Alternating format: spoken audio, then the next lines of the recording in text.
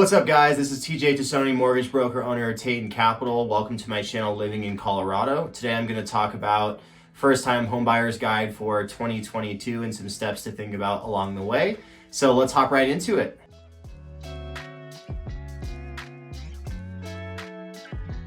All right, guys, so I want to talk about some tips for the first-time homebuyer going into the market coming into next year in 2022.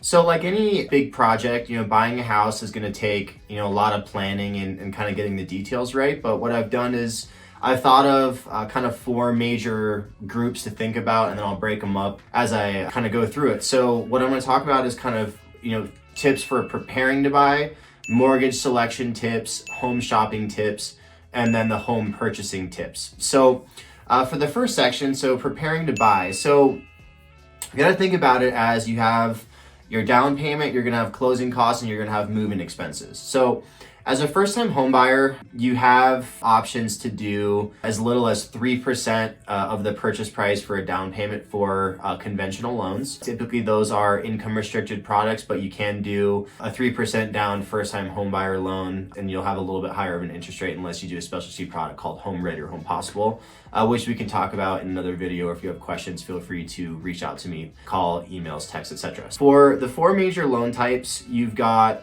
conventional, FHA, VA, USDA. FHA loans have 3.5% as a minimum down payment. Conventional for first-time home buyers is 3%, but typically it's 5%.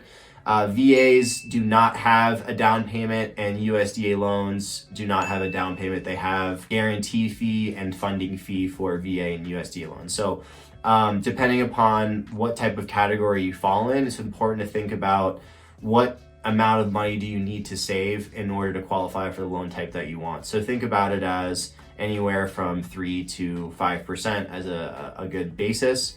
And then obviously you can go up to as much as you want of a down payment. Typically, people are conditioned to believe that 20% is the required amount for a down payment. It's actually not the case. 20% is the required down payment if you do not want to have mortgage insurance. Mortgage insurance is basically, it protects the lender in the event that the consumer doesn't pay their mortgage and they get foreclosed on. So it's not a benefit to the consumer to have mortgage insurance, but it is something that you could expect to see as a first-time home buyer if you're not coming up with a 20% down payment, okay? So that's the first part of it. So then second is closing costs. So closing costs can range anywhere from 2 to 5% of the purchase price. So it's something to think about, as that can be an additional expense that you haven't thought of. If you think of, well, I need to have 3% for my down payment, you think about having a little bit more for closing costs.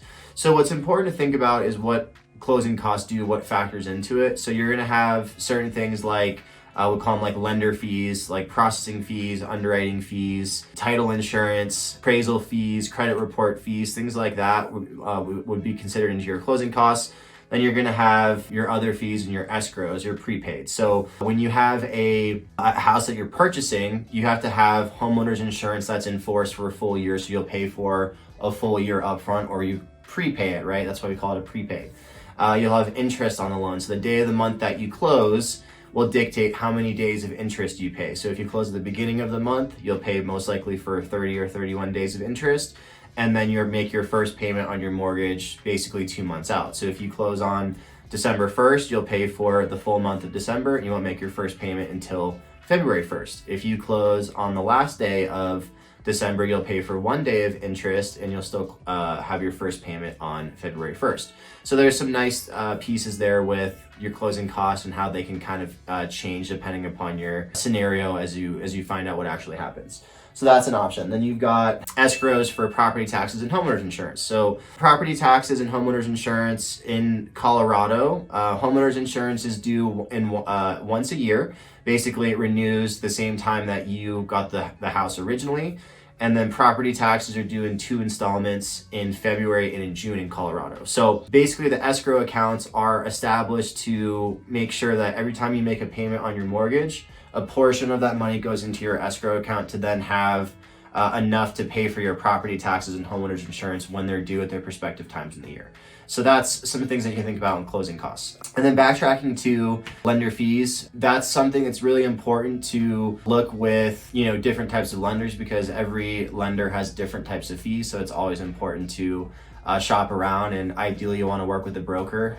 Brokers are going to be the ones that are going to have the lowest overhead, so they can pass the savings on to the consumer. So keep that in mind. And then lastly, move-in expenses. So when you're moving into your house, you have to think about all of the cost that goes into making a house livable. If you're moving out of a condo and you're moving into a house, you're probably not going to have enough furniture to fill the house. You might want to get a new bed, a new larger bed, or new cutlery, new pots and pans, things like that.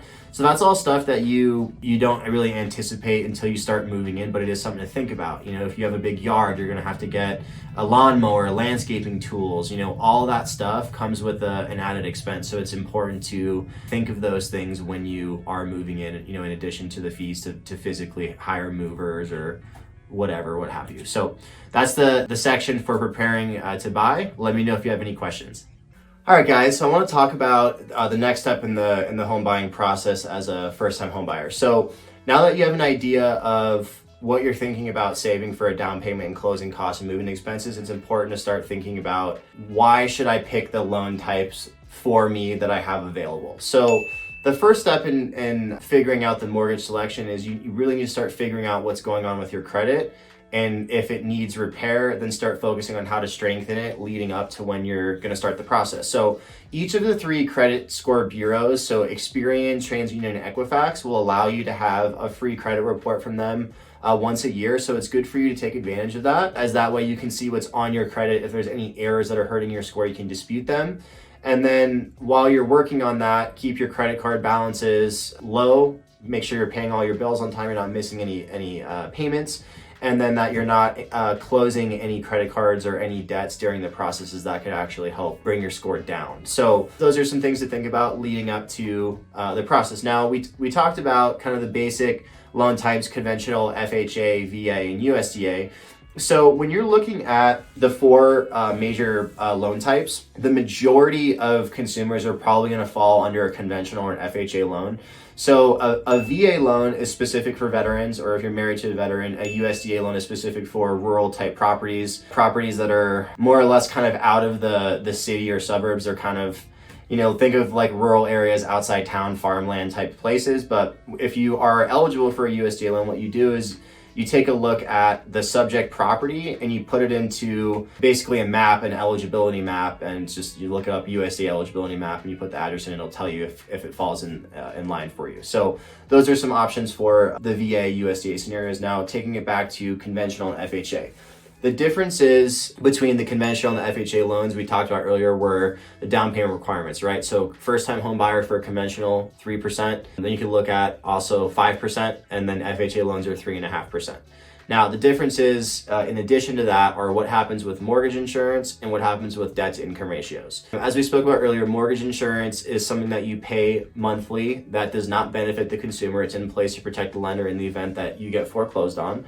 So it's an unnecessary expense. Now, depending upon the loan type you have and the type of credit that you have, the type of down payment that you have, it can make a big difference on how your mortgage insurance is assessed. So if you have an FHA loan, regardless of what your credit score is, the amount of mortgage insurance that you pay is set at a percent factor of 0.85% of the loan amount. So regardless of whether you have low credit or high credit, the amount that you pay per month based on the loan type that you have or the purchase price that you have is going to be the same.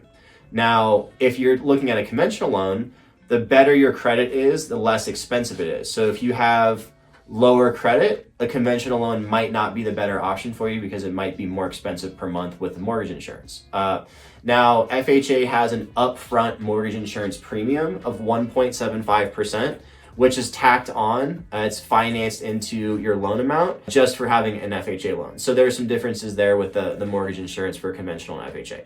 Now, debt to income ratios. Debt to income ratios are basically the monthly debt payments that you're required to pay every month, including your new house payment, divided by your gross income is your debt to income ratio.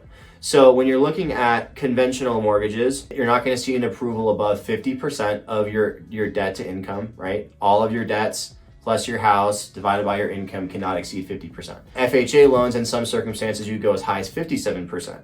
So when you're looking at selecting the right type of mortgage, you have to ask yourself, how does my credit look? How does my savings look? And how do my debts look? Because those are all things that bear into picking the right loan type. VA loans, as long as the automated underwriting system approves you, you can get debt to income ratios substantially higher than 50 and 57. Just depends on the full strength of the file. And then USDA loans are a little bit more restrictive with lower debt to income ratios. You're going to see those in the 30 to 43% range is what you'll see. Those are the things to think about when you're selecting a mortgage. All right, guys, so let's talk about some tips for the home shopping part of the process. So it's important to think about getting the right type of house in the right neighborhood, getting, a house that's conforms to your budget and what you're willing to spend per month, that you're seeing lots of different types of houses. When you're starting the process, what's really important is, number one, you have an idea of your finances as a whole, what you're willing to spend per month. But once you have an idea of that, then it's starting to decide what other important things are for you. So is it being in a neighborhood that has a school district that works for your family and for your children? Is it safety? Is it an appreciating area? Is it close to things that you like to do?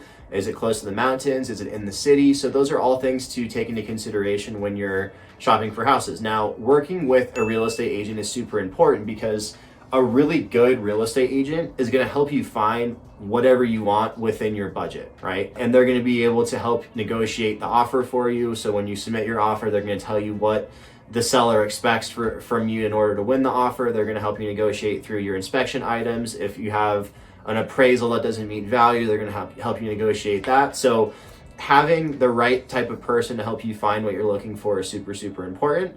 And then obviously what will happen is your realtor is going to send you properties that are available to you within your price range, but you may still end up looking on, Zillow or Trulia or Redfin at houses that you really like that maybe aren't in your budget. So it is really important when you're buying a house that you do stick to your budget, because as a homeowner, there's always going to be some sort of unforeseen expense that you can't predict. If you end up buying something that you can't afford and something breaks and you don't have savings, then because you shot your budget, then you're going to be in deep water having to pay for things that in your house that are super important. So it's always really imperative to make sure that you're not overspending and that you're going to be getting yourself wealthier by having real estate and not being house poor. So those are kind of the basic things to think about for the shopping part of it. And then also to making sure that you're having fun with the process and you're viewing lots of houses. It's a good experiment to go look at a lot of different types of houses, because